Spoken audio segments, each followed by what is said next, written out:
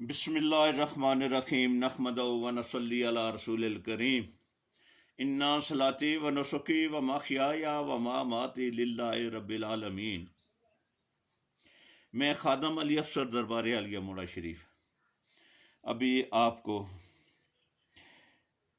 हुजूर शेर शाह गाजी गौसे-ए-ज़मां कुतुब दुरां क़य्यूम वक्त mamba judo Irfan फ़ख्रुल औलिया नाइब रसूल सल्लल्लाहु अलैहि वसल्लम मुफस्सिर कुरान ताजदार मौलवी आला हज़रत अलहाज पीर हारून रशीद साहब रहमतुल्लाह अलैह ने जो खिताब फरमाए 1985 से लेकर 1993 तक, उनमें से 18 अक्टूबर 1985 का खिताब मैं भी आपको पढ़कर सुनाता हूँ। हस्बे इजाज़त खादम इस्लाम अमीर सिलसिला आलिया निस्बत रसूली सल्लल्लाहु अलैहि वसल्लम गौसे-ए-ज़मां कुतुबुल इरशाद मंबाए जूदो इरफान पीर तरीक़त राहबर शरीयत नाइब रसूल सल्लल्लाहु अलैहि वसल्लम जनाब अलहाज पीर डॉक्टर गुलाम मोहम्मद गौर नज़ीर गौर साहब मदज़ल्लहु आली सजादा नशीन मरकजी दरबार आलिया मोड़ा शरीफ को मरी। बिस्मिल्लाहिर्रहमानिर्रहीम फन्नेमल मौला व नेमन नसीर रब्बे शरह ली सदरी व यस्सिर ली अमरी वहलुल उक़दतम मिन लिसानी यफ़क़हू क़ौली। अल्लाहुम्मा सल्लि अला सय्यिदना मुहम्मदिन व अला आलि सय्यिदना मुहम्मदिन व अला अस्हाबिही व अला अज़वाजिही अजमाइन व बारिक व सल्लम व सल्लि अलैहि। अल्हम्दुलिल्लाह, अल्लाह ताला जल्ला जलालहू का लाख लाख शुक्र है कि मालिकुल मुल्क ने आज फिर हमें अपनी रज़ा के लिए अपनी याद में मोहब्बत में यहाँ जमा होने की तौफीक और मौका अता फरमाया। लाखों और करोड़ों दुरूद और सलाम सरवर अंबिया हबीब खुदा हज़रत मुहम्मद मुस्तफ़ा सल्लल्लाहु अलैहि वसल्लम पर जिनके तुफ़ैल ये करम हुआ।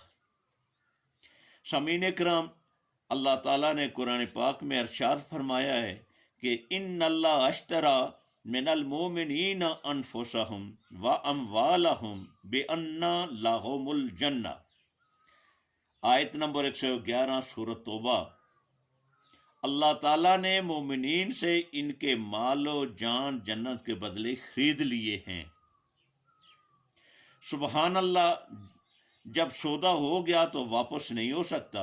जो चीज़ दे दी गई है उसका क्या फिक्र है। अगर इंसान मोमन है तो खुदा के हुक्म के मुताबिक वो अपनी जान और माल बेच चुका है, और अगर वो मोमन नहीं तो फिर अपनी जान और माल को संभालता फिरे। सौदा मर्जी का है।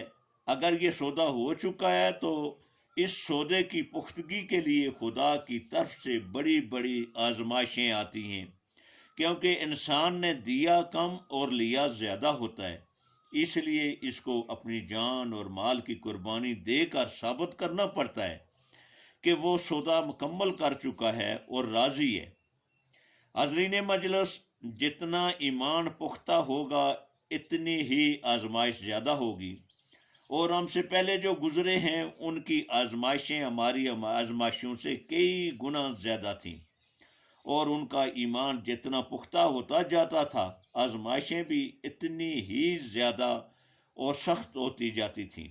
कोई शख्स ये ख्याल नहीं कर सकता कि अगर उसने खुदा के रास्ते में तकलीफ़ उठाई तो अब वो मुकम्मल हो गया। ऐसा हरगिज़ नहीं, बल्कि जितना जितना उसका ईमान पुख्ता होगा उस पर आजमाइश भी ज़्यादा होगी, क्योंकि उसका इनाम भी बढ़ता जाएगा।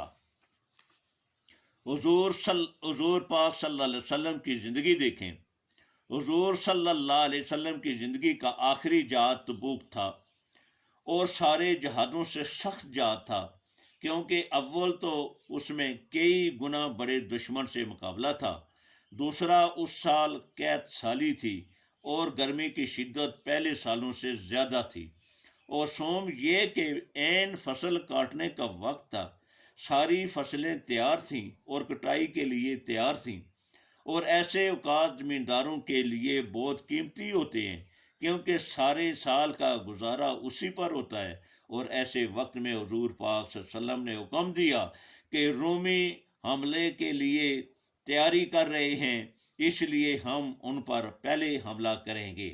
آؤ جہاد کے لیے تیار ہو جاؤ اور چلیں جہاد کے لیے۔ غلاموں کے سامنے صرف اپنے آقا صلی اللہ علیہ وسلم کا حکم اور رضامندی تھی۔ مال اولاد جان تو قربان کر چکے تھے، پھر کیا فکر تھی؟ سب اٹھ کھڑے ہوئے۔ اس کی مزید تفسیر بیان کرنے کا وقت نہیں۔ اس سفر میں اتنی تکالیف برداشت کرنا پڑی کہ حضرت عمر رضی اللہ تعالیٰ عنہ فرماتے ہیں کہ شدت پیاس سے انسانوں اور جانوروں کی گردنیں اکڑ گئی۔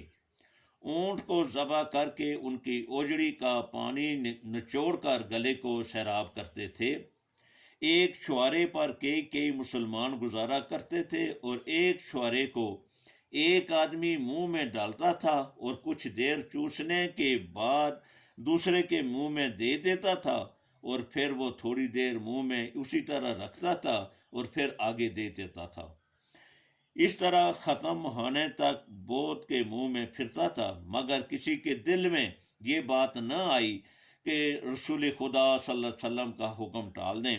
البتہ منافقین پیچھے رہ گئے، کئی چھپ گئے، کئی سامنے آ کر معذرت کرنے لگے کہ جناب ہم گرمی برداشت نہیں کر سکتے، ہمارے پھل اور ہماری فصلوں کو نقصان ہو جائے گا، وغیرہ وغیرہ۔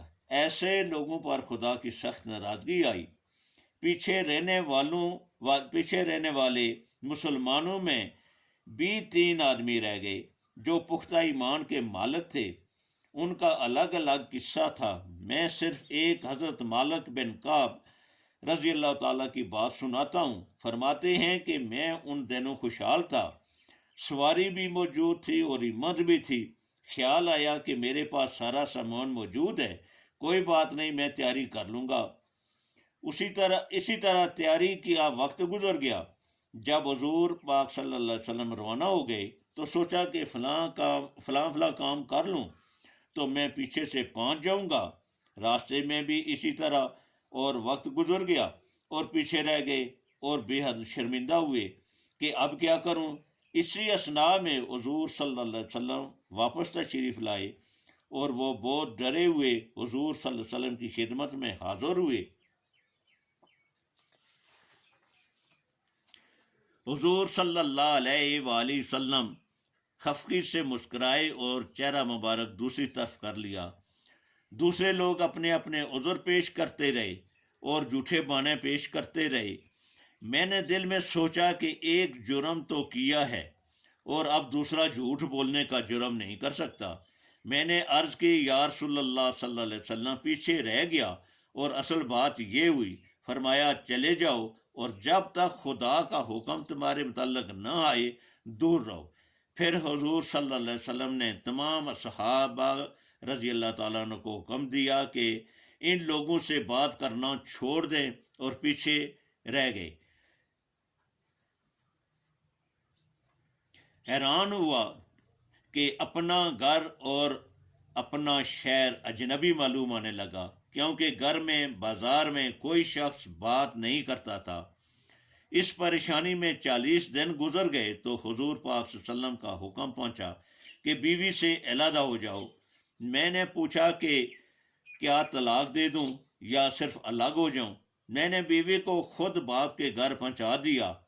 5 دن گزرنے کے بعد میری صداقت کے متعلق خدا کا حکم نازل ہوا تو حضور صلی اللہ علیہ وسلم نے فجر کی نماز کے بعد مجھے بشارت دی۔ میں نے عرض کی یا رسول اللہ صلی اللہ علیہ وسلم میں اپنی ساری جائیداد خدا کے نام پر دیتا ہوں جس نے مجھے غافل کیا۔ فرمایا نہیں۔ کچھ دینے سے روکا تو آدھی کا عرض کیا۔ فرمایا نہیں، پھر تیسرا حصہ دے دیا۔ حاضرین مجلس، یہ پاک قصہ سنانے کا مقصد یہ ہے کہ جو شخص خدا اور اس کے رسول صلی اللہ علیہ وسلم پر ایمان لایا اور مومن بن گیا، اس کا دنیا میں کچھ نہیں رہتا، بلکہ وہ اپنے آپ کو خدا کے راستے میں جنت کے بدلے فروخت کر دیتا ہے اور یہ جو خدا کے بندے ہوتے ہیں ان کے مراتب میں بھی فرق ہوتا ہے، اور ان کو قربانی کا بدلہ جنت سے بھی بڑھ کر ملتا ہے، اور وہ خدا کی رضا ہے۔ جنت میں جب جنتی کو سب کچھ مل جائے گا تو خدا بندوں سے پوچھے گا، میرے بندو کیا تم کو خوشی ہوئی؟ عرض کریں گے ہاں باری تعالیٰ ہم خوش ہیں۔ اللہ پاک فرمائے گا کہ اور تم کو کیا چاہیے؟ عرض کریں گے یا اللہ سب کچھ تو مل گیا ہے۔ حکم ہوگا کہ اس سے بڑھ کر میں آج تم کو اپنی رضا عطا فرماتا ہوں، اور یہ وہ دولت ہے کہ جس کی تعلیم طریقت میں دی جاتی ہے، اور جس کے اصول کے لیے شریعت پر چلنے کے بعد انسان طریقت پر چلتا ہے۔ یہ وہ چیز ہے جو خدا کی عبادت کرنے کے بعد، خدا کی مدد مانگنے کے بعد، خدا کا صحیح بندہ بننے کے بعد خدا سے طلب کی جاتی ہے۔ اِذِنَ الصِّرَاطَ الْمُسْتَقِیمَ۔ وظائف پڑھنے والے اسی دولت کے لیے خدا کی بارگاہ میں سوالی ہوتے ہیں۔ اس کو دل میں رکھ کر وظائف شروع کریں۔ اس خطاب کو بڑے غور سے سنیں، بڑے غور سے سمجھیں، اور اللہ تعالیٰ سے دعا کریں کہ اللہ تعالیٰ اس خطاب کو سننے، سمجھنے اور عمل کرنے کی توفیق عطا فرمائے۔ بڑا غور طلب خطاب ہے۔ اور 9، 10، 11 جون حضور سرکار مولوی پیر نذیر احمد رحمۃ اللہ علیہ غوث المعظم اور شیر شاہ غازی غوث زمان قطب دوران مفسر قرآن حضور پیر ہارون رشید صاحب رحمۃ اللہ علیہ کا عرس مبارک ہو رہا ہے۔ اور لوگوں کو بھی اطلاع دیں، اور خود بھی دعا میں ضرور شامل ہوں، اور دعا میں شامل ہو کر حضور بڑے پیر صاحب پیر نذیر احمد رحمۃ اللہ علیہ اور پیر ہارون رشید صاحب رحمۃ اللہ علیہ کی درجات کی بلندی کے لیے دعا کریں، جنہوں نے ہمیں یہ تعلیم دی، اور دنیا اور آخرت تاکہ ہماری سنور جائے۔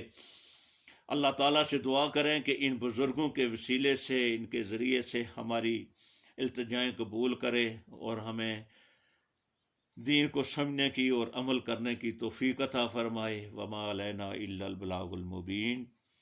آمین ثم آمین۔